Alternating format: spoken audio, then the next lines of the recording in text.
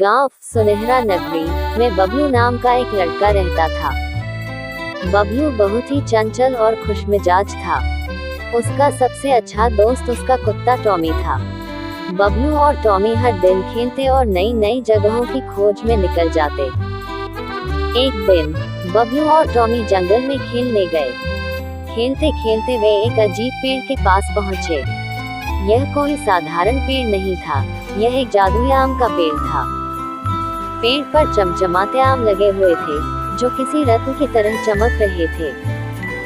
बबलू आश्चर्य से टॉमी, देखो, ये आम कितने सुंदर हैं। चलो एक आम तोड़ते हैं। टॉमी खुशी से भौंकते हुए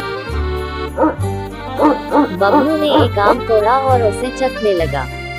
जैसे ही उसने पहला कौर खाया, उसके सामने एक जादुई परी प्रकट हो गई।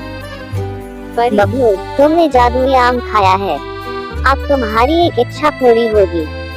सोचो, तुम क्या चाहते हो? बबलू हैरान और खुश होकर, सच में? तो मैं चाहता हूँ कि हमारे गांव में कभी भी भूख न हो और हर किसी के पास खाने के लिए पर्याप्त भोजन हो। परी मुस्कुराते हुए, तुम्हारी इच्छा बहुत नेक है, तुम्हारी यह इच्छा पूरी होगी। परी ने अपने जादुई छड़ी से पेड़ पर जादू किया और कहा, अब ये पेड़ हमेशा फल देगा और इसके फल से गांव के हर व्यक्ति की भूख मिटेगी। बबलू और टॉमी खुशी खुशी घर लौटे।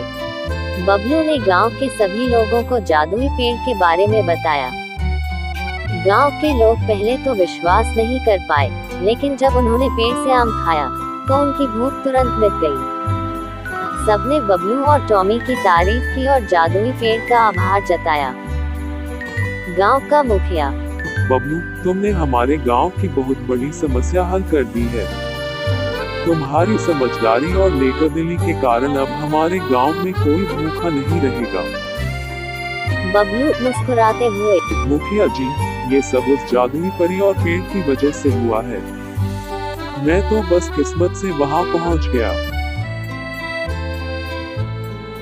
गांव के लोग हर दिन पेड़ की देखभाल करते और बबलू और टॉमी की कहानी को याद करते।